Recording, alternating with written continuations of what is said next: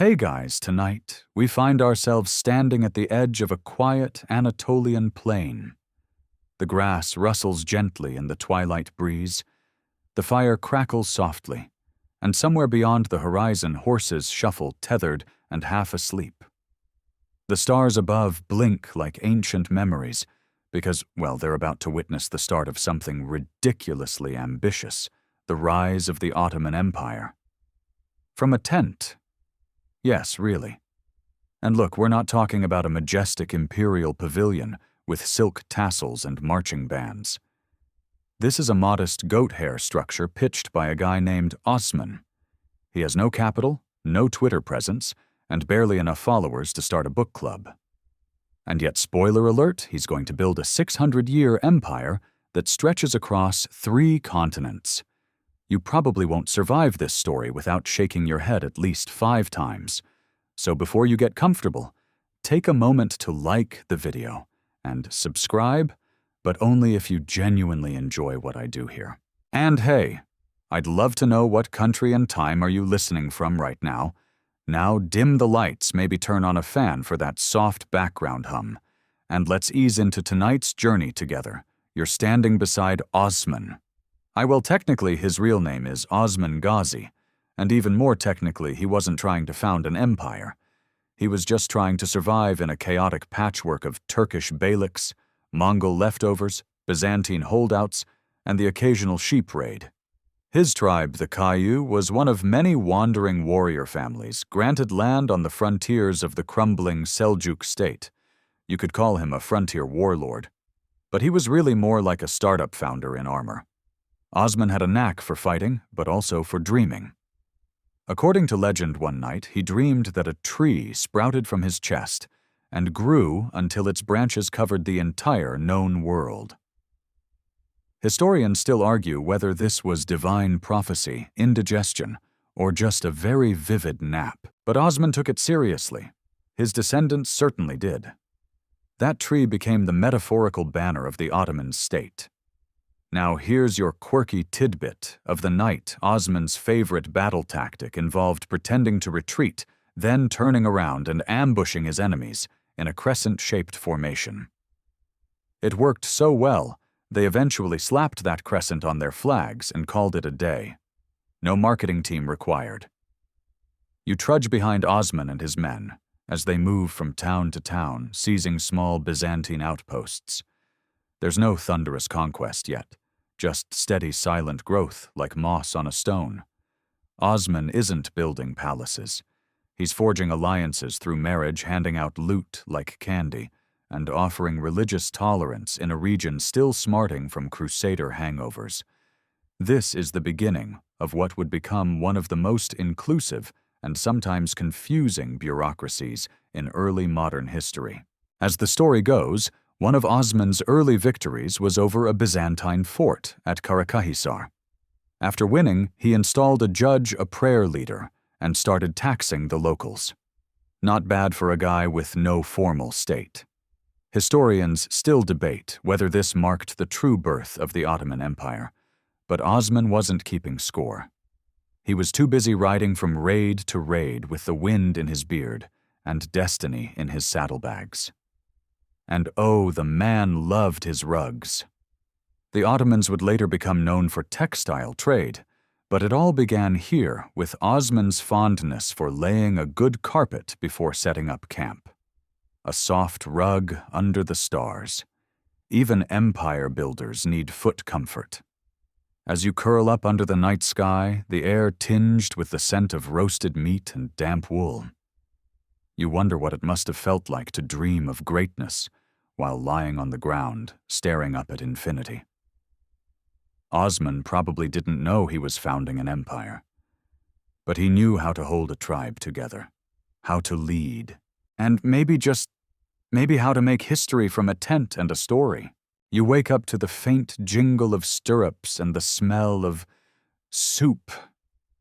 Yes, someone's simmering lentils over a low flame, and it's oddly comforting. But don't get too cozy. You're about to march with the Ottomans, and let's be honest, you'll need more than soup and a prayer. The early Ottoman armies were a bit like traveling dinner parties with swords. Unlike the shiny knights of Europe or the strictly professional armies of Persia, the Ottoman forces were a swirling blend of ghazis, holy warriors, tribal warriors, and eventually some of the most feared military units in history. They rode horses, carried bows, wore wool, and frequently paused for tea. Conquest and cuisine side by side. Osman's son, Orhan, took things up a notch. While Osman sowed the seeds, Orhan started planting entire groves. He captured Bursa in 1326, making it the first real Ottoman capital. Bursa was a city of baths, silk, and slippers. Yes, the early Ottomans had a strange obsession with footwear. At one point, slipper throwing became a minor disciplinary method. Not exactly medieval torture, but don't laugh. Those things were heavy. Historians still argue whether Orhan's transformation of the army into a semi-permanent force was out of brilliant foresight or pure necessity. Either way, it worked. He created a standing army paid in land revenues, a prototype of the infamous Timar system. You lucky sleeper now find yourself trudging beside soldiers who are both farmers and fighters. They harvest wheat and swing sabers with equal enthusiasm. Now here's tonight's quirky tidbit. The Ottoman military once had a corps dedicated to transporting soup. The Imaret kitchen supplied mobile stew squads to keep morale high. You can picture the general shouting, "Ready the catapults," and bring the chickpea soup. Food logistics were serious business. Starving troops were crabby troops, and nothing undermines conquest like a hangry cavalry. You hear the steady rhythm of marching boots and hooves as the army expands into Thrace.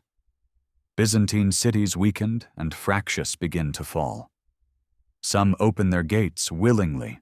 Ottomans often offered better deals than rival Christian overlords. You keep your church. We just take your taxes. Not bad, really. By the time Murad Thorsefwine takes power, Osman's grandson, the Ottomans have outgrown their humble beginnings. Murad creates the Janissaries, a corps of elite soldiers formed from young Christian boys taken in through a system called devshirme. These boys are converted, trained, and transformed into fiercely loyal soldiers with absolutely fabulous uniforms. You glance over and notice one of them polishing his boots while singing a lullaby in a language he doesn't remember learning. The Janissaries are disciplined, dangerous, and surprisingly into flute music. They're forbidden to marry, own property, or grow beards. A clean-shaven army with musical inclinations and soup delivery. You're definitely not in France. But not everything is dreamy. The system that looks functional now will one day become brittle. The devshirme will eventually feel more like kidnapping. The Timar system will rot with corruption. But that's not tonight's problem. For now, the empire marches strong and organized with the sound of drums' hooves and someone shouting about losing their slipper again. You stop for the night beneath a grove of plane trees, the stars blinking above as fires flicker across the camp. Laughter rises from a group of soldiers arguing over whose soup is more authentic. You sip something warm and spiced from a wooden bowl. It tastes of cumin, garlic, and ambition. A nearby officer draped in wool and leather wraps a rug around his shoulders and tells a joke about Byzantines that you don't quite catch. You nod anyway. You're learning to speak Ottoman part, Turkish part, Persian part, Arabic part, laughter, and lentils.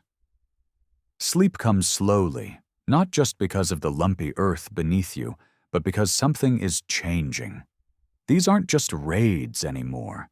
This is a system, a living marching organism with a vision, a prayer, and an oddly large footwear budget. The morning fog clings to your cloak like warm steam rising off fresh bread.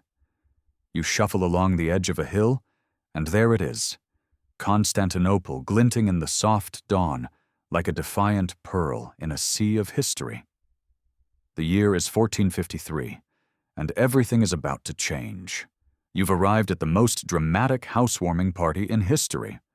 Sultan Mehmed II, who prefers to be called the Conqueror even before he's conquered anything, has dragged tens of thousands of soldiers, giant cannons, and his personal prayer rug to the gates of the once great Byzantine capital. He's only 21 years old. He wears a beard barely thicker than your index finger, but he carries himself like he invented war. Constantinople has stood proud for over 1,000 years. It has faced earthquakes, crusaders, fires, and emperors with really questionable haircuts. But today, it faces something new: determination, gunpowder, and a young man with a complicated relationship with Roman architecture. Historians still argue whether Mehmed truly grasped the cultural gravity of the city he was about to conquer, or if he just really wanted to prove his geometry tutor wrong. What's certain is that he brought Orban's giant cannon, a weapon so massive it required 60 oxen and 200 men just to move. This thing wasn't a siege weapon, it was a neighborhood alarm system. The siege lasts 53 days. You watch as walls crumble, arrows sing, and cannons snarl. Byzantine defenders patch holes with barrels, chairs, and prayers. Inside the city, panic mixes with incense. Choirs echo across domes, while outside the Ottomans are literally wheeling in ladders like a medieval delivery service. And here's your quirky tidbit legend, says that Mehmed refused to ride into the city on horseback. Instead, he walked barefoot, prayerful, and quiet onto the great plaza of Hagia Sophia. He didn't sack the place, well, not much. He converted it. One of the greatest cathedrals in Christendom became a mosque, and nobody remembered to write down what happened to the pigeons.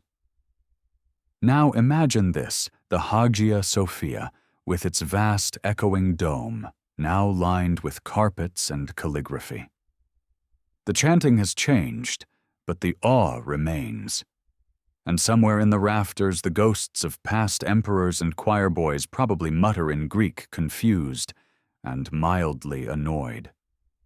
You follow Mehmed deeper into the city. Streets are eerily quiet, except for the creak of carts, the rustle of prayer scrolls, and a Janissary loudly debating whether they're allowed to eat pork, if it's metaphoric. You wander through the grand palace, now mostly pigeon housing. You peek into Byzantine bathhouses and find Turkish bath attendants already setting up steam schedules. Efficiency, after all, is a timeless virtue. With Constantinople now in Ottoman hands, the empire has a true imperial capital renamed Istanbul. Eventually, though, that name won't fully catch on for centuries. Mehmed orders scholars, poets, architects, and cooks to come settle. He wants the city to breathe again, just in a different dialect. You find yourself walking through a street renamed but not repaved. Old mosaics peek from walls. New minarets rise in ambitious angles. The city is becoming Ottoman, not by being erased, but by being reimagined. This isn't cultural destruction. It's more like a very elaborate home renovation with domes, instead of drywall. Mehmed doesn't stop at one city. He takes Serbia Morea and a solid bite out of Wallachia, where he runs into Vlad the Impaler, aka the historical Dracula. The two have a complicated frenemy energy, and historians still argue whether Mehmed's creepy dinner invite to Vlad was strategy or just really bad manners. You pause at the top of a tower gazing across the Bosphorus. It's quiet now. The siege is over. Constantinople has fallen. But in its place rises something new, stitched from the tatters of old empires and the dreams of a boy in a tent. You lie back on a slab of sun-warmed marble and let the breeze carry the sounds of a changing world, call to prayer horse hooves on cobblestone, and somewhere, a cannon being repurposed as a very aggressive flower pot. You tiptoe through the cool, echoing chambers of Hagia Sophia, and your footsteps barely make a sound. The air inside is thick with the scent of centuries' dust candle smoke, and maybe just a touch of pigeon. Sunlight slants through towering windows, filtering through hanging chandeliers like golden lace. You stop and listen. And if you're very still, you swear you can hear the ghosts whispering in Greek Arabic and the occasional grumble in Latin. Hagia Sophia isn't just a building. It's a layered cake of civilization baked over centuries, with a lot of domes, disputes, and bird poop. It began as a Byzantine cathedral under Emperor Justinian in 537. Back then, it was the largest enclosed space on Earth, so naturally people thought angels helped build it. Historians still argue whether Justinian's architects actually knew what they were doing, or just kept praying the dome wouldn't fall during Mass. When Mehmed II converted it into a mosque in 1453, he didn't destroy its Christian features. He simply draped over them. Mosaics of Mary and Christ were gently covered with plaster, not shattered. Arabic calligraphy was added, minarets popped up like stylish architectural earrings, and the building became a physical dialogue between empires, Byzantine whispers under Ottoman breath. But here's your quirky fact of the evening: the dome has an echo so long that singers from different centuries have used it to harmonize with themselves. Even today, chant singers come here and record tracks where the dome itself becomes a duet partner. It's basically the original reverb effect, no plugins required. As you explore the galleries above, you come across a Viking graffiti carving. Yes, Viking. Scratched into the marble balustrade is the name Halfdan, a Norse visitor who apparently got bored during a service and decided to immortalize his presence. Because even in the 9th century, tourists couldn't resist leaving their mark. You walk down spiral ramps because stairs would have been too basic for Byzantine architects, and pass massive marble doors that creak like old ships. There's one called the Gate of the Emperor, and though it's sealed now, you imagine sultans and emperors gliding through it, cloaks trailing, possibly arguing about tile patterns. Outside, the building gleams in a muted pinkish hue, like a seashell in the sun. Minarets point to the sky like exclamation marks, and pigeons, oh, they're still here, generations of them. In fact, rumor has it some families of Hagia Sophia pigeons have never lived anywhere else. They're practically co-owners by now. You sit on a bench in the courtyard, sipping something sweet and sticky, a date and rosewater concoction someone handed you without explanation. Locals bustle past scholars with armfuls of scrolls, street vendors shouting about sesame bread, and children chasing cats who absolutely do not want to be chased. Istanbul, now capital of the empire, is becoming a mosaic of its own. Not just of bricks and domes, but of people, Greeks, Armenians, Jews, Persians, Slavs, and Turks, all mingling like flavors in a well-stirred stew. Mehmed encourages this blend. He even reestablishes the Orthodox Church, appointing a new patriarch. Conquest for him doesn't mean flattening, it means folding everything together like an imperial baklava. And as you sit there watching the sky fade from pink to lavender, you realize Hagia Sophia isn't just a building. It's a lullaby in stone, a place that has seen more empires rise and fall than most continents, a place where prayers in different languages have echoed across the same dome, wrapped in the same light, watched by the same very judgy pigeons. You lean back and close your eyes. Somewhere in the rafters, a dove coos like a lullaby, and the great dome above holds it all together, history, mystery, and a silence that somehow says everything. Your feet shuffle across sun-warmed cobblestones, and your nose twitches at the assault of aromas. Welcome to the Grand Bazaar, or as you'll come to know it, the earliest documented reason for needing comfortable walking shoes. Sprawling over 60 streets and 4,000 shops, it's a place where you can buy anything from silk to swords, to someone's great-aunt's antique coffee grinder, all before lunch. The year is somewhere around the late 1400s. Sultan Mehmed II has already conquered Constantinople, and is now on a mission to make it the retail capital of the universe. The Grand Bazaar begins as a modest little market near the palace, but it grows and grows until it becomes a labyrinth of commerce. Think IKEA, if IKEA also sold carpets, emeralds, dried rose petals, and ox yokes. As you wander, merchants greet you in a dozen languages: Ottoman, Turkish, Greek, Armenian, Ladino, Arabic, and occasionally something that might just be shouting. You get offered tea so often that by your fifth cup, your bloodstream is basically 40% caffeine and 60% politeness. Here's your quirky tidbit of the evening. The bazaar has its own rules. Merchants weren't allowed to shout prices or chase customers. Everything had to be done with dignified haggling, an art form somewhere between polite chess and theatrical wrestling. And if someone was caught cheating, their punishment public humiliation or having their mustache shaved off in front of their stall. Yes, truly, the Ottoman Empire knew where it hurt most. You pause by a spice shop where cinnamon, cumin, saffron, and sumac are piled like tiny hills of colored sand. One sneeze could spark a chain reaction strong enough to knock over 10 stalls and a camel. You duck inside and run your fingers along silk shawls that shimmer like water. Somewhere a kid trips over a melon and apologizes to it. The place is alive. Above your head, wooden rafters creak softly, and the skylights send beams of golden sunlight down like spotlights on drama. Beneath your feet, the tiles change color every few meters because architectural consistency is boring and probably unprofitable.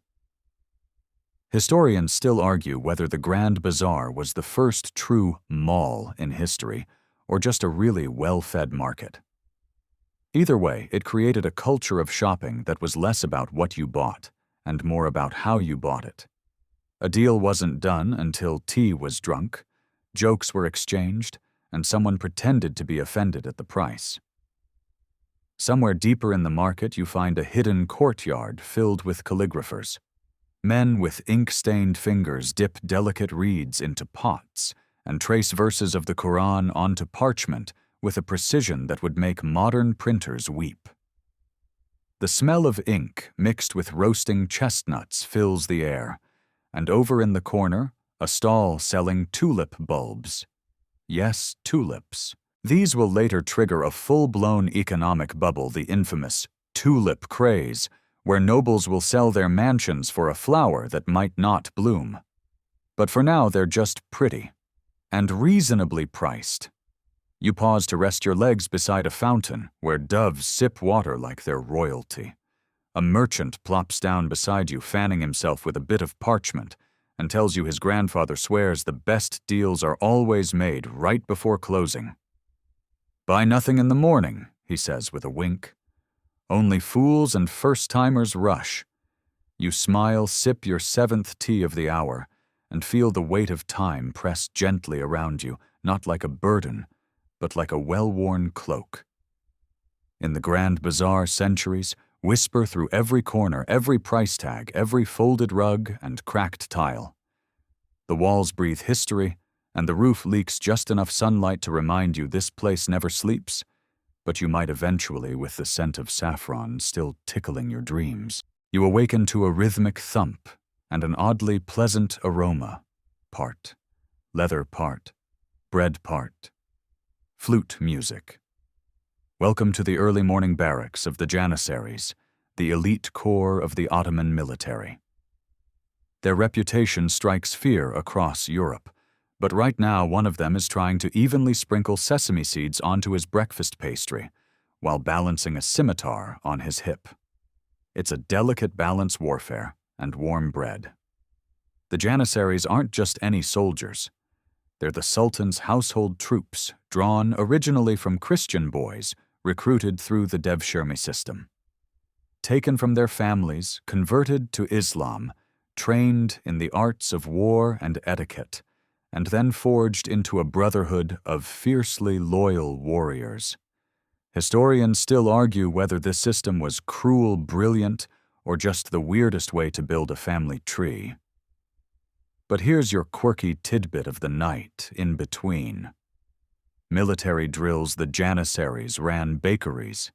Yes, bread. Lots of it. They believed that feeding an army required just as much discipline as fighting for one. Their kitchens were legendary, and their sourdough starter probably older than some small kingdoms. In fact, desertion could be punished by overturning the soup cauldron, basically canceling dinner. That's how you knew things were really bad. You march beside them now down a cobbled road lined with poplar trees, and you start to notice just how different they are from your average medieval army. No looting, no drunken chaos. Instead, chants in unison, synchronized steps, and spotless uniforms that look like someone steam-pressed them between cavalry charges. They wear white felt hats with long flaps that hang like sleepy rabbit ears. Their mustaches are trimmed just so neatly, evenly, aggressively disciplined. The Janissaries take grooming very seriously. A messy beard could earn you latrine duty, a chipped nail. You'd better be holding a bow to cover it up. As the empire expands into the Balkans, Arabia, and North Africa, the Janissaries lead the way. They're not just soldiers. They're an administrative machine, often running provinces, overseeing treasuries, and inspecting city taxes. You see one now, stern composed, lecturing a merchant about copper coin weights while polishing his belt buckle. The contradiction is striking. They're orphans who become aristocrats, slaves who rule, bakers who conquer. Somewhere, a Janissary quietly tunes a reed flute and plays a melody taught to him at the palace school, while beside him his friend sharpens a curved dagger with the focus of a chef slicing olives. But of course, perfection comes at a cost. The Janissaries are forbidden to marry or own private business. They live in communal lodgings and are fed from shared cauldrons. In theory, this keeps them loyal. In practice, it also turns them into a political faction. And yes, they'll eventually become powerful enough to overthrow sultans, but shh, that's later. Right now, you're sharing a bench with one who's showing you how to properly knot your sash. His hands move with the precision of a tailor. Everything has order, he says, even the way you fold your bread. You nod, not because you understand, but because he's holding a sword and a loaf at the same time. As sunset glows across the encampment, smoke rises from their ovens. A bell rings out dinner. Stew bread dates water. Simple food shared in silence. A Janissary stands, reads a verse aloud, and the others lower their spoons in unison. Respect, ritual rhythm. And when night falls, they sleep in rows, side by side, with their boots polished and weapons within reach. No snores, just steady breathing like the exhale of the empire itself. You wrap yourself in a scratchy wool blanket and drift off with the strange, sweet thought that maybe empires rise not with noise, but with discipline, dedication, and really well-needed dough. A breeze stirs your cloak as you step onto a stone terrace in the early morning. Below the city of Istanbul is still stretching awake, the domes and rooftops bathed in apricot-colored light. But inside the palace walls, the day has already begun, because you're following Suleiman the Magnificent, and let's just say, he doesn't do lazy mornings. He's already been up for hours. His robes are pressed, his beard is combed, and somewhere off-screen someone's probably polishing his bathtub. Suleiman rules the empire at its zenith. His territory spans 3 continents. His legal reforms are so thorough, they're still studied centuries later, and his poetry, surprisingly emo. Historians still argue whether he was more of a philosopher-king or a stylish control freak, but let's be honest, both can wear fabulous turbans. You trail him through the Topkapi Palace, where porcelain tiles shimmer like water, and bureaucrats scurry about like caffeinated squirrels. There's a handwritten letter from a Hungarian diplomat on one table, a perfectly symmetrical bowl of fruit on another, and wait, someone is folding laundry. Yes, here's your quirky fact for the night. Suleiman the Magnificent was reportedly obsessed with cleanliness. He owned thousands of linens. His personal laundry system was a logistical masterpiece with scented soaps, hot stone drying, and towels softer than some modern pillow-top mattresses. If there's such a thing as Ottoman luxury hygiene, he invented it. But make no mistake, this man was not just fluff and fabric. Under his rule, the Ottoman legal system matured into a balanced code that merged Islamic law Sharia with customary law Kanun. You pass a courtroom where clerks scribble with astonishing speed, arguing over tax codes and property rights. They're essentially the empire's IRS, except with robes and a lot more eyeliner. Meanwhile, across the city and beyond roads are being paved bridges, built mosques raised, and somewhere in Egypt, a merchant is complaining about paperwork. Suleiman's governance is efficient, wide-reaching, and surprisingly modern for the 1500s. But don't let the spreadsheets fool you. Suleiman was also a warrior. He led 13 military campaigns, took Belgrade, crushed Hungary, and laid siege to Vienna. You can still hear the faint echoes of cannon fire in his eyes. He wrote letters in Arabic, Persian, and Turkish, composed ghazals poems about love and longing, and fun twist-designed jewelry in his spare time. He even had a pen name, Muhibbi, meaning the lover. And he wasn't shy about it. His love poems to his wife, Hürrem Sultan, are legendary. She was a former slave from Ruthenia who rose to become his legal wife and political partner. Together they shook the palace traditions to their marble foundations. You slip through quiet corridors and into the imperial garden, where citrus trees sway gently and guards pretend not to listen to nightingales. A janissary bows as you pass his boots, spotless. A scholar recites something about the movement of stars. A gardener adjusts a tulip like it's a royal diadem. And here's where things get oddly peaceful. Suleiman, having written a new law this morning and probably solved a border conflict during lunch, is now watching the laundry flutter in the breeze. His silks, linens, and bathrobes dance like pennants of empire. You sit beside a fountain that trickles softly into a marble basin shaped like a lotus. The air smells of lavender and citrus peel. You sip rosewater from a porcelain cup, while a scribe nearby mutters verses about justice and longing. Around you, the empire breathes evenly, efficiently, magnificently. Suleiman strides past you, flanked by silence and dignity, his robes barely rustling. A servant offers him a warm towel. He takes it with the gravitas of a man signing a treaty, clean, composed, controlled. And as night falls and lamps flicker to life across the palace grounds, you realize that beneath all the glory and military might, this empire, at its very peak, is still human, still intimate, still ruled by a man who could draft battle plans with one hand and adjust towel folds with the other. You drift into sleep with the rustle of linens and the scent of orange blossoms in the air. You blink awake, cushioned by silks, in a room that smells faintly of amber jasmine and conspiracy. You're in the imperial harem now.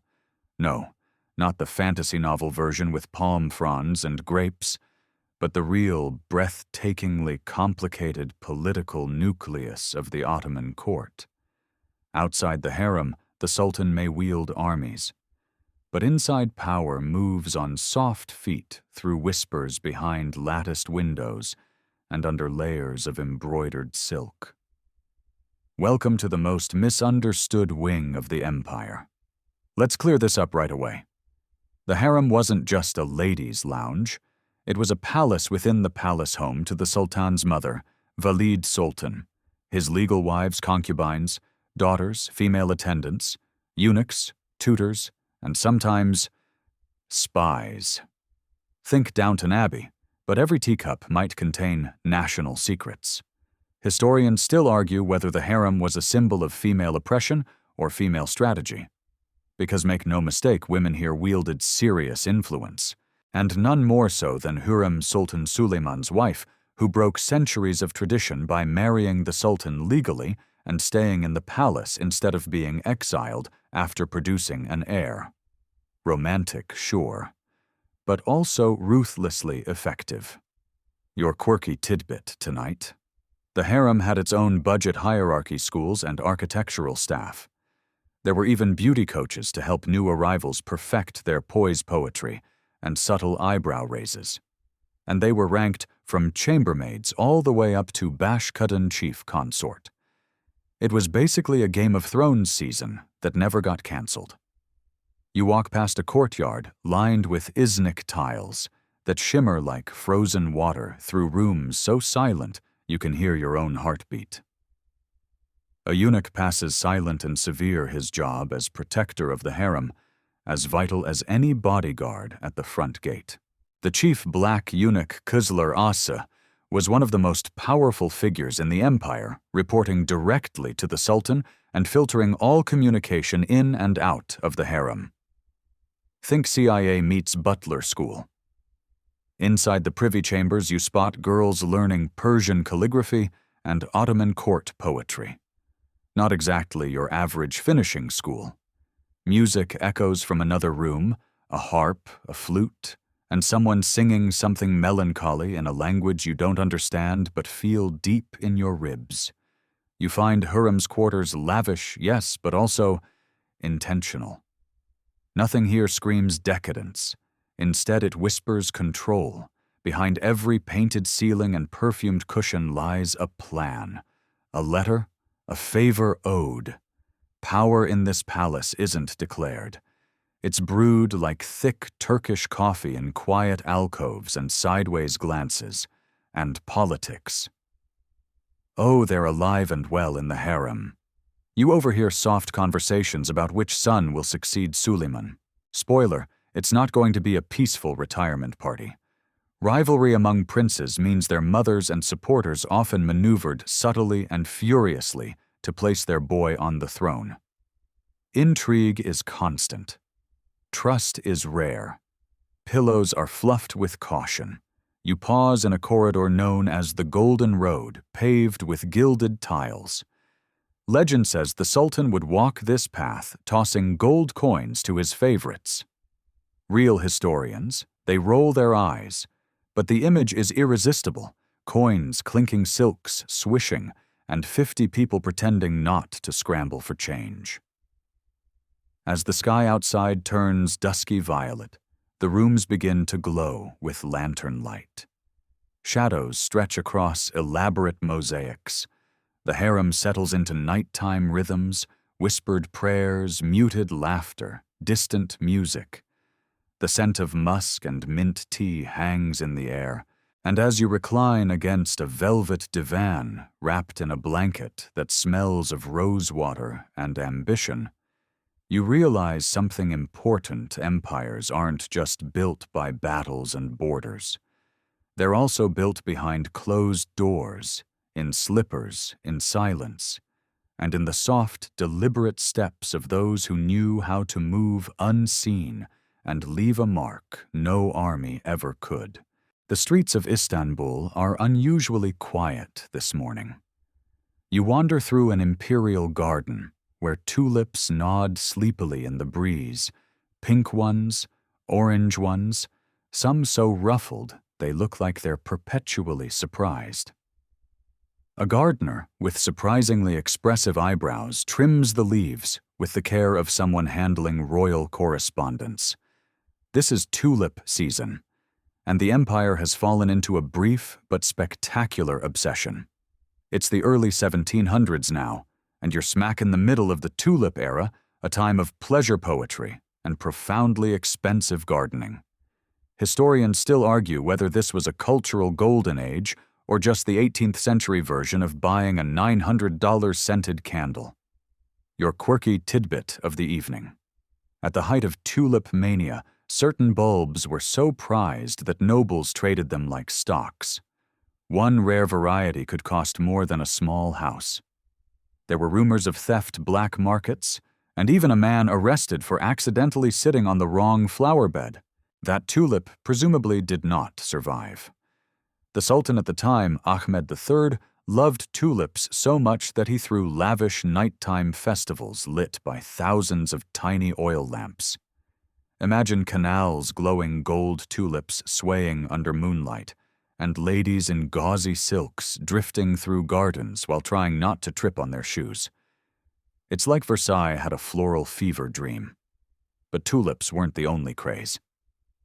This was also the era of coffee, that glorious dark elixir that caused the Ottomans to completely lose their composure multiple times. The empire fell so deeply in love with coffee that it sprouted a whole new social culture coffeehouses places where scholars, poets, and suspiciously well-informed barbers gathered to sip, debate, and gossip. You step inside one now. The air is thick with steam cardamom and revolutionary potential. A poet recites verses about heartbreak and moonlight. Two elderly men argue about philosophy in between competitive backgammon slams. Someone is playing a lute badly. Someone else has fallen asleep in their tea. It's perfect. And yet, trouble was brewing, and not just in the Sezvi pot. Authorities worried that coffeehouses might breed sedition, or worse, bad poetry. So naturally, the government did what any paranoid regime would do: they banned coffee. Twice. But the people didn't quit. Oh no. They just got sneakier. Underground cafes popped up disguised as barber shops or poetry clubs. And when the ban was lifted, they went right back to drinking 3 cups a day and debating whether the moon was made of cumin or metaphors.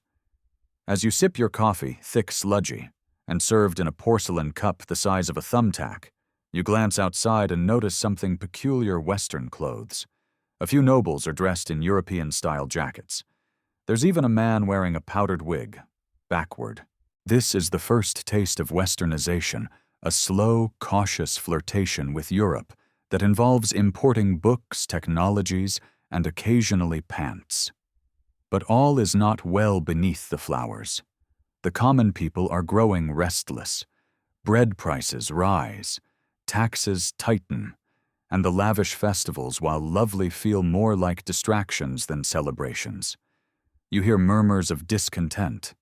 The Janissaries are twitchy. And then snap, the tulip bubble bursts.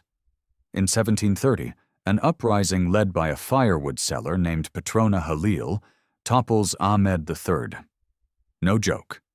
The empire's most florally obsessed ruler is overthrown by a man whose day job involved axes and shouting.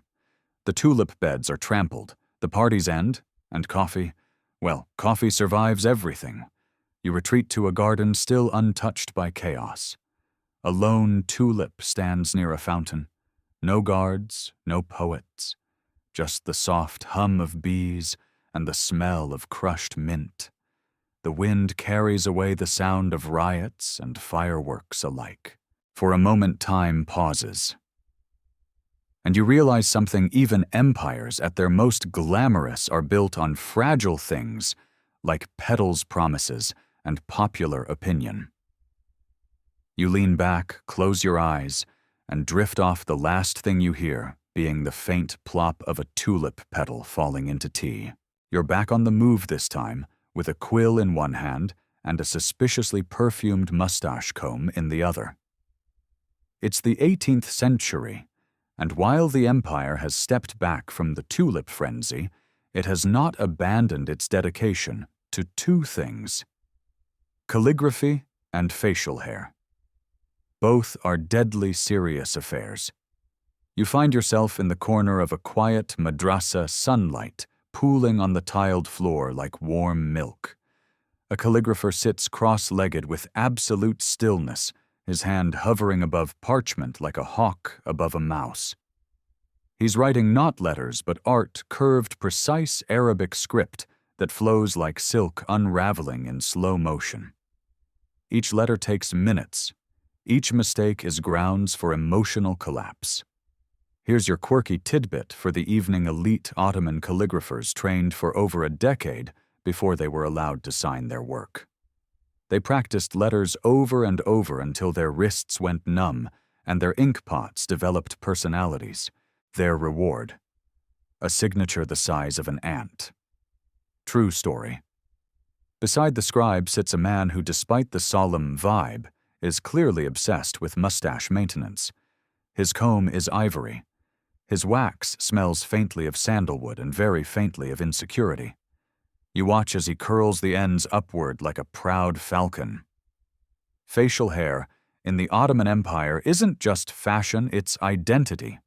A thick, symmetrical mustache says I pay my taxes and recite poetry on the side. A scraggly beard probably means you're dodging rent. But all this grooming isn't just about vanity. It reflects a deeply rooted aesthetic philosophy. The Ottomans believed beauty and symmetry mirrored divine order. A perfect mustache and a perfect verse came from the same place, a well-aligned soul. Historians still argue whether this was sincere spirituality or just a really good excuse to carry pocket mirrors. Back at the palace, scholars gather in halls lined with bookcases that tower over you like leafy giants. These books aren't dusty decorations, they're active players in governance. You see advisors leafing through manuscripts on astronomy, geometry, and Zoroastrian metaphysics as they prepare reports for the Sultan. The empire may be facing external threats, but internally the mind is still considered the sharpest weapon. You wander into a madris where young boys memorize the Quran, argue about Aristotle, and sneak glances at a comic scroll someone hid behind a geography chart. There's laughter, there's discipline, there's a kid getting scolded for inking his friend's shoes. You've found the beating intellectual heart of the empire, and also the origins of passive-aggressive footnotes. Outside scribes deliver documents to distant provinces on horseback. Paper is folded into neat triangles sealed with wax and attached to saddlebags alongside a bag of almonds and a bottle of rosewater. Bureaucracy Ottoman style. You duck into a cafe and find a group of scholars embroiled in a heated debate over whether music affects the body's humors. One of them insists that listening to too much OUD can unbalance your spleen. Another suggests it depends on the key.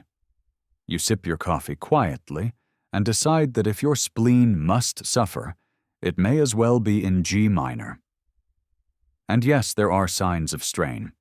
You hear murmurs about corruption, slow reforms, and European encroachment. But there's still pride, still elegance, still that peculiar Ottoman belief that if your calligraphy is perfect and your mustache behaves, perhaps everything else will too. As night falls, you stroll past a fountain where an old man is reciting verses under his breath, pausing now and then to adjust his mustache. The moonlight reflects in his ink pot. You realize that even as borders shift and powers rise and fall, the empire continues in tiny, disciplined gestures, a stroke of the pen, a twist of the wax, a whispered prayer over parchment. And with that you exhale. You're warm, you're full of coffee and context.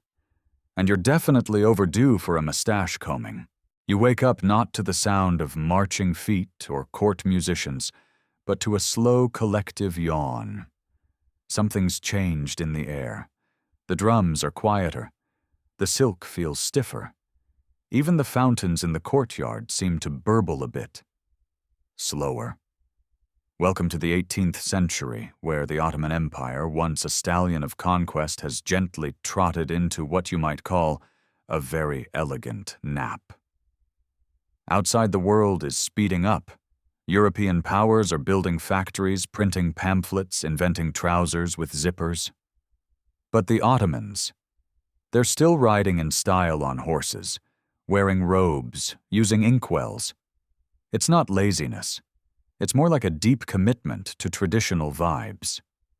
Historians still argue whether this cultural inertia was resistance or reverence, but either way, it's as if the empire hit the snooze button on modernity. And here's your quirky tidbit tonight. At one point, the Ottomans had to hire foreign clockmakers because none of their domestic artisans were particularly invested in accurate time. One palace clock famously ran 14 minutes slow on purpose, because it's more relaxing that way. Can't argue with that logic. You walk through a town square in Anatolia. A street vendor waves a fan over his sherbet stand, while a goat naps in the shade of a cannon that hasn't been fired in years. The schools still teach Arabic grammar with more drama than needed. Children recite long poems about clouds. Somewhere a bureaucrat is very gently stamping documents that haven't changed in decades. It's not decay exactly, it's comfortable slowness. The kind that wears slippers indoors and only answers correspondence after tea. You pass a group of elderly officials discussing the Russo-Turkish War in the same tone one might use for a weather forecast. Yes, they took another fort, one size. But have you tried this new quince jam? You're not imagining it. The Ottomans are being outpaced. Russia is pressing from the north, Austria from the west. Britain is sniffing around the Middle East and France. Well, France is being very French. The Ottoman army, once terrifying and organized, is now held together with mismatched buttons and misplaced paperwork. The Janissaries, once elite, have become difficult. They demand raises, refuse to modernize, and occasionally riot when the coffee's bad. And still in the palace, reforms are whispered about, but rarely enacted. Sultans come and go, some more awake than others. One is rumored to have read exactly one book in his life about fishing. Another tried to modernize the navy, but forgot to pay the sailors. Yet another filled the treasury with imported parrots, because they made the room feel more dignified. You stroll along the Bosphorus as Ottoman officials float past in ornately carved boats. Behind them, European steamships zip by belching smoke and belting out obnoxious foghorns. The contrast is sharp. One side glides, the other chugs, and yet the Ottomans seem unbothered, as if they know something the steam engines don't. But whispers grow. Reformers begin to emerge, bureaucrats, poets, even soldiers who suggest perhaps it's time to adopt some European methods. A few suggest a constitution, others whisper railroads. The reaction mixed. Some nod, some faint. One Janissary throws a teacup in protest. You visit a provincial town where a young imam teaches both Quran and geometry, insisting that faith and science can share a desk. His students whisper about France and electricity. They dream of newspapers, libraries, maybe even a postal service that delivers more than once a month. It feels like the empire is stirring ever so slightly. And yet, as you drift past a hammam, where old men argue over the correct way to pickle an olive, you understand the dilemma. Change is hard, especially when your bathhouse is this warm, your sherbet this sweet, and your slippers this comfortable. The Ottoman Empire isn't dead. It's not even dying. It's just tired. Like an old cat that occasionally wakes up, stares at the room with mild judgment, and then goes back to sleep confident that it still owns the house. You lay down under a fig tree, the leaves rustling like lullabies. Somewhere a call to prayer echoes across red-tiled roofs. And you think perhaps history doesn't always gallop. Sometimes it wanders, sometimes it naps, and sometimes it wakes up with bedhead and still manages to run an empire. You stretch and sit up on a creaky wooden bench somewhere near the edge of an Ottoman administrative office, the kind with papers stacked like mini minarets and clerks who sigh with the force of empires. Outside, the empire still looks intact. The mosques still stand, the call to prayer still echoes across the skyline, and pigeons still coo confidently from every ledge. But underneath, things are starting to creak. You've arrived in the era where the Ottoman Empire earns its nickname, the sick man of Europe. It's the 19th century, and while Europe is busy inventing factories' nationalism and the notion of wearing pants without a sash, the Ottomans are trying to keep up. Sort of. There are reforms, important ones, They even have a name, the Tanzimat, or reorganization. Sounds promising, right? Historians still argue whether the Tanzimat reforms were genuine progress or a giant imperial band-aid. The truth, probably both. The Ottomans are modernizing their army, their legal code, their educational system, and even issuing identity cards. That's right, the empire is discovering bureaucracy with a capital B, and naturally everyone immediately loses their ID cards. Your quirky tidbit of the night. One of the Tanzimat reforms included the creation of a national postal system. But due to some minor communication issues, early mail carriers often delivered letters to the wrong towns, wrong people, or just gave up and opened the letters to see if they were interesting. Spoiler, most weren't. Back in Istanbul, sultans come and go with varying levels of reformist energy. One tries to install a constitutional monarchy, another cancels it because it gives him a rash. The empire begins to experiment with parliamentary government only to realize that having a parliament means people ask questions. Uncomfortable ones. The Janissaries, by now more antique than elite, have been abolished. In 1826, Sultan Mahmud II decided that maybe having an entire military corps that refuses to modernize and occasionally burns down your palace was not ideal. So he eliminated them. And by eliminated, we mean he called in the artillery. It's known as the Auspicious Incident, which sounds like a polite tea party, but was really more of a kaboom within city limits situation. Meanwhile, the empire continues to lose chunks of land. Greece wins independence. Egypt flirts with autonomy under Muhammad Ali, who among other things builds a better army and a cotton industry while threatening to steamroll the Sultan. Serbia, Romania, Bulgaria. They're all slowly detaching like grapes from an overripe cluster. You walk the streets of a crumbling fortress town where once proud Ottoman tiles are chipped, and the local coffeehouse now doubles as a post office, a courtroom, and a place for spirited debates about whether Beethoven is halal. The people are still proud, still witty, but tired. There's a kind of melancholy optimism, like a man repairing his boat with shoelaces and really hoping for calm seas. You meet a reform-minded vizier who insists the future lies in railroads, telegraphs, and compulsory education. He's energetic, brilliant, and somehow manages to quote Voltaire and Rumi in the same breath. Then he's dismissed for being too enthusiastic. Someone else takes his place, a man with no eyebrows and no known opinions. You sit beside a telegraph pole that doesn't quite work, sipping pomegranate juice with a scholar who sighs and says, "We were the teachers, once you know." And he's not wrong. Centuries ago, Europe came here to learn astronomy, algebra, medicine. Now the roles are reversed, and the empire finds itself copying homework from Paris while pretending it's a group project. But even now, even in the middle of decline, there is beauty. The food is still exquisite, the music haunting, the hospitality unmatched. You visit a family who invites you in for dinner simply because you look lost. You leave 3 hours later stuffed with lamb stew life advice and 2 jars of pickles you didn't ask for. As dusk falls over, the Bosphorus lights flicker on in wooden mansions. The water glimmers. The seagulls scream as if to remind everyone they're still in charge. And you lean on a railing and think empires don't collapse in a day.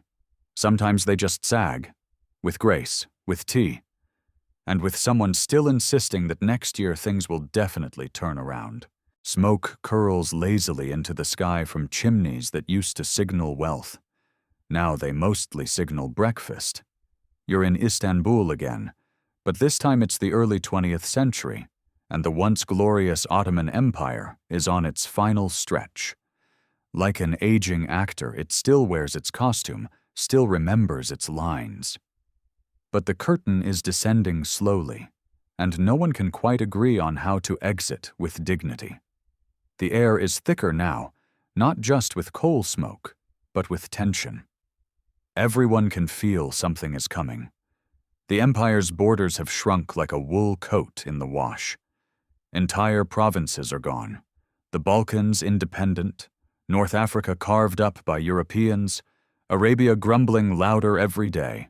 You stroll past newspaper stalls carrying headlines in 3 different alphabets, and no one seems entirely sure which one will win. And then comes the world's rudest alarm clock, World War I. Historians still argue whether the Ottomans had to join the Central Powers or whether it was a diplomatic dare gone wrong. Either way, they picked the side with Germany and Austria-Hungary, possibly because Germany sent them shiny new weapons and a military mission, wearing very stylish mustaches. Your quirky tidbit tonight. At the start of the war, a German battleship, the Goeben, fled from the British and was gifted to the Ottomans, who renamed it Yavuz Sultan Selim. Then they pretended to suddenly care a lot about naval history. The ship was technically Ottoman, but came with German officers, German commands, and a very confused Turkish flag draped hastily over the stern. The war doesn't go well. The Ottomans fight on multiple fronts against Russia, in the snowbound Caucasus, the British in Egypt and Mesopotamia, and the French wherever they feel like showing up. And, of course, Gallipoli. You're now standing on a rocky bluff overlooking the Dardanelles. The sea is too blue for what's about to happen. In 1915, the British and Anzac forces land here hoping for a quick victory. Instead, they find cliffs, trenches, and Ottoman resistance, led by a young officer named Mustafa Kemal. You'll want to remember that name. The fighting is brutal. Mudblood dysentery. Men dig, shoot, and write poetry on soggy cigarette papers. And when it ends, it's a draw. But to the Ottomans, it feels like a win. For once, they held the line. Back home, things unravel. The empire is crumbling internally, too. Ethnic tensions, economic collapse, political chaos. There are whispers of revolution and louder whispers about the Armenian deportations, a wound so deep that it still bleeds in conversation over a century later. Even now, historians argue about causes, contexts, consequences, but everyone agrees it was tragic, and people are still grieving. The Sultan at the time, Mehmed V, is more ceremonial than sovereign. His government is now run by a triumvirate of young Turk leaders, brilliant, flawed, and soon to be exiled. You wander past a cafe where the old guard mutters into their tea while the young men plot republics between spoonfuls of sugar. By 1918, the war is lost. The Ottoman Empire sues for peace. British, French, and Italian forces march into Istanbul not as tourists but as occupiers. Flags change. Officers change. Even the street names begin to change. You hear Turkish spoken with sadness. Greek, Armenian, Arabic, all murmuring under a gray sky that seems heavier than usual. You visit a small school where children are still being taught geography, using maps that are now entirely fictional. A teacher erases a border with a sigh and says, "This used to be ours." You glance at the child's drawing, a sun with a crescent smile, and stars above, and wonder how much of that empire remains in their dreams. The city is tense, tired. But under the surface, there's a rumble, a movement. A man with a crisp mustache and piercing eyes is organizing resistance in Anatolia. The Sultan watches nervously from his palace, which now echoes with too many empty rooms. He signs treaties he doesn't understand. He issues decrees no one reads. He orders more tea. You stand beneath the dome of a mosque that once shook with sermons of conquest. Now it holds silence. The pigeons still circle. The carpets are still laid. But the prayer, it has changed. It's more private now, more hopeful, less imperial. You wrap yourself in your coat as night falls over a city that used to command 3 continents. And you think empires don't vanish with explosions. They unravel, word by word, map by map, spoonful by spoonful. It's morning again, but not the old kind of Ottoman morning with tulips and sherbet and lazily misfiring cannons. No, this morning is sharp, cool, focused. You're standing in Ankara, of all places, a modest Anatolian city that's suddenly become the center of the universe. Istanbul is occupied. The Sultan is a puppet. And yet here in the dust and wind, a new future is being hammered out by hand. At the center of this whirlwind is Mustafa Kemal, a man who walks like he knows the story's ending and still bothers to fix his tie anyway. He fought at Gallipoli, survived the chaos, and now leads a nationalist movement that's rewriting the very idea of the Ottoman legacy. And he's not in the mood for nostalgia. Historians still argue whether Kemal, soon to be called Atatürk, was saving the empire or burying it. Either way, you watch him issue speeches, organize armies, and drink alarming amounts of coffee. He doesn't just want to resist the foreign occupiers, he wants to reinvent the Turkish identity. No more sultans, no more fez, and definitely no more waiting around for someone else to fix it. Your quirky tidbit of the day: one of Ataturk's earliest reforms was banning the fez, that iconic red hat with the tassel. Why? Because he saw it as a symbol of outdated thinking. Replacing it wasn't just a fashion choice, it was an ideological sledgehammer. Across the country, people were literally arguing about hats. That's how intense the transition was. You wander through a parliament meeting in a converted schoolhouse where the walls still smell of chalk and desperation. The room is filled with tired men and fiery speeches. Votes are taken by hand. Decisions are shouted. And yet somehow a new republic begins to take shape. Meanwhile, the Ottoman Sultan Mehmed VI watches from the Dolmabahce Palace as foreign warships fill the Bosphorus like an uninvited garden party. He has little power, less support, and probably the worst job security in the empire's 600-year history. By 1922, he's formally deposed. He flees Istanbul aboard a British warship, holding a suitcase and a pair of opera glasses. It's less fall of Rome and more awkward exit interview. Back in Ankara, the Turkish Grand National Assembly abolishes the Sultanate, and just like that, a centuries-old monarchy vanishes into paperwork. You sit on a bench outside, surrounded by students arguing over Western philosophy and Turkish grammar. Someone's selling roasted chestnuts. Someone else is handing out copies of the new Latin-based alphabet. Because, yes, Ataturk also changed the entire writing system. Imagine it: centuries of Ottoman literature now inaccessible to most citizens unless translated. Libraries full of Arabic script Ottoman Turkish suddenly resemble antique shops. A whole nation begins the painful process of relearning how to write. Historians still debate whether this was necessary modernization or cultural amnesia, but either way, the past just got harder to read. And yet, people do it. They practice, they stumble, they memorize new letters by candlelight. You hear children reciting the new alphabet as if spelling the future. There's exhaustion, but also energy. The empire is dead.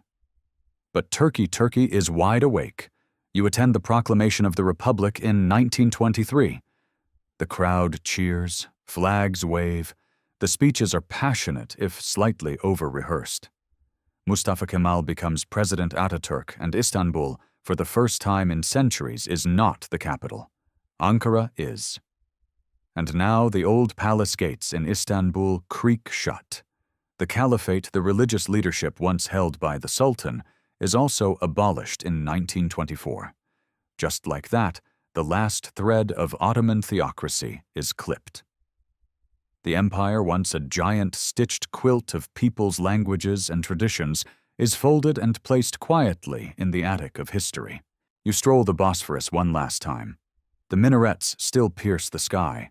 The tea is still strong. But the names have changed. The street signs look unfamiliar. The uniforms are different.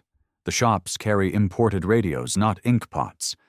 And yet the air smells the same salt-spice coffee. A little boy runs past you waving a new flag. He probably doesn't know what an Ottoman even is. But he runs fast and forward, and doesn't look back. You sit down by the water's edge. Somewhere a gramophone plays a song in a language that only the old man beside you remembers how to write. The empire is gone, but the city remains. You sit cross-legged on cool, worn stone as the city of Istanbul rises around you, not as a capital of conquest, not as a seat of sultans, but as something softer now. A memory in motion. The mosques are still there, shadows of domes against morning light. The bazaar still hums. The pigeons, ageless as ever, continue their eternal turf war over the best ledge on the Blue Mosque. It's the 1930s now, and Turkey is a republic. A secular modern nation with a new name, new clothes, and a calendar that now begins on January 1st, not according to the lunar Islamic cycle. You walk past a school where children recite lessons in modern Turkish, written in the Latin alphabet. Most don't realize that just a generation ago, their grandparents used a script they can't even read. The past hasn't vanished, it's just become a language that must now be translated. And still the Ottoman echo persists. Not in law, not in politics, not on official stamps, but in tiles and recipes and lullabies. The empire may be over, but its shadow stretches gently across daily life. A woman in Bursa still rolls grape leaves the way her great-grandmother did, folding not just rice, but centuries of memory into each parcel. A call to prayer still rises over Topkapi Palace, even if no sultan emerges from its gates. You visit a museum, where once regal robes now hang behind glass, their gold thread dulled to a whisper. A Janissary helmet sits solemnly beside a handwritten Quran. Schoolchildren tap on the display case, wondering aloud how heavy it was, whether the soldiers ever got tired. A docent shrugs and says, they never admitted it. Your quirky tidbit of the evening. The last surviving Ottoman heir, Prince Ertuğrul Osman, lived well into the 21st century peacefully in New York City. He once told a journalist that he'd never wished to reclaim the throne. History, he said, should rest like an old friend who talks too much. You step outside and find a tile vendor selling handmade Ottoman patterns, bright blues, crisp reds, delicate whites. You buy one not because you need it, but because something in it feels familiar. A flower pattern you swear you've seen on a palace wall or in the corner of an old book. You carry it with care, as if it might still hum the notes of an empire. Night falls gently over the city. The Bosphorus glitters. Ferries slide across the water like silver fish. The skyline is a row of teeth from another century still biting into the sky with grace. And for a moment you pause not out of sadness but awe. That something so vast, so contradictory, so beautiful and flawed and stubbornly human could last over 6 centuries and then step quietly off the stage. Empires don't vanish. They settle into architecture, into recipes, into words whispered at bedtime. You sit down by the water one last time, the moon reflecting like a seal on the surface, and you finally let yourself rest. You breathe in slowly the air heavy with salt and jasmine. The city has quieted now, its voices fading into soft echoes across the tiled roofs. Somewhere, a fountain gurgles in the shadow of a forgotten courtyard. The hum of time has slowed to a near whisper. As your body sinks into stillness, so too does the empire, its stories resting in folded fabrics in calligraphy, no longer read aloud in the hush of domes, no longer announcing royal births. Istanbul no longer commands, but she still remembers. And maybe that's enough. The breeze is cooler now, wrapping around your shoulders like a borrowed cloak. It smells faintly of old parchment-worn stone and the distant sweetness of rosewater. Your heartbeat has slowed each beat a step further into calm. Let the past soften now. Let the drums quiet, the swords sheath the carpets, roll themselves gently into sleep. The Ottoman Empire has walked its long, looping road from a tent in the highlands to the shores of 3 continents, and now it too can rest. And so can you. Sleep well, traveler of time.